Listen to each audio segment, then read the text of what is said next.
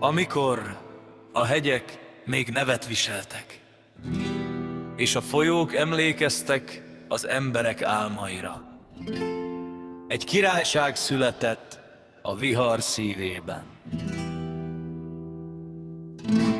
Messze túl a felhők falán, ott vár ránk az elveszett hazánk.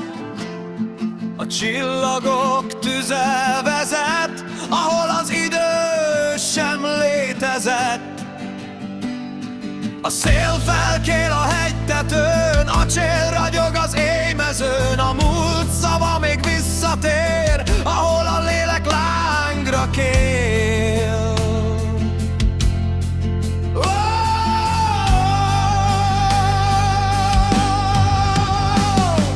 Hét harcos áll a hajnal előtt, hét árnyék lép a köd mögött. Nem aranyért, nem hatalomért, hanem egy rég elveszett reményért. Az első a tűz gyermeke, a második a szél ereje, a harmadik a kőfia, ki soha nem hajol meg soha.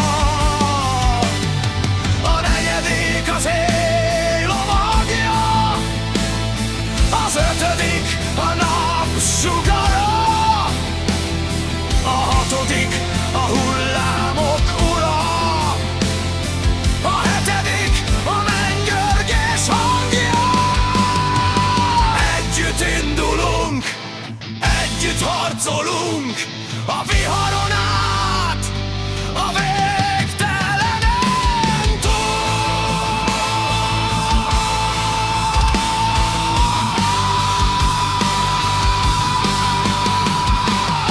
A hajók orrán villám ég, a tenger fölött fekete az ég.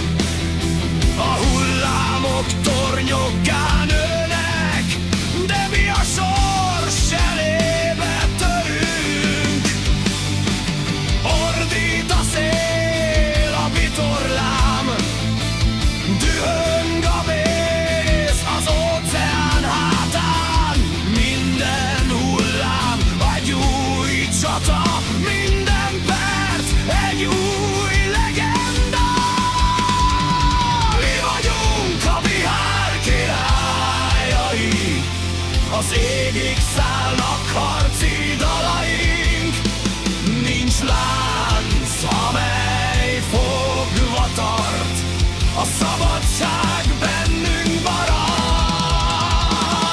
Mi vagyunk a vihar királyai, a mennydörgés a hangunkba is. Míg a szívünk lángyareg, a remény örökké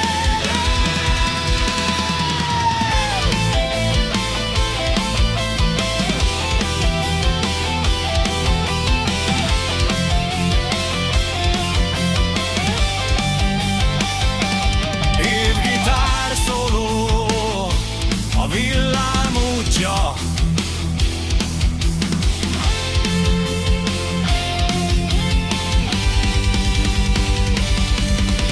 Az árnyak kapuja, a hegy gyomrában még kapu áll, rajta túl a sötétség vár.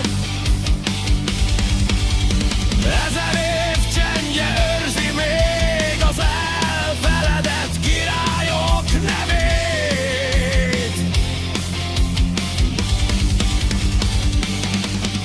Lépteink visszhangja száll, a kövek között egy hang kiált. Aki belép, mindent elvesz, de megtalálja önmagát.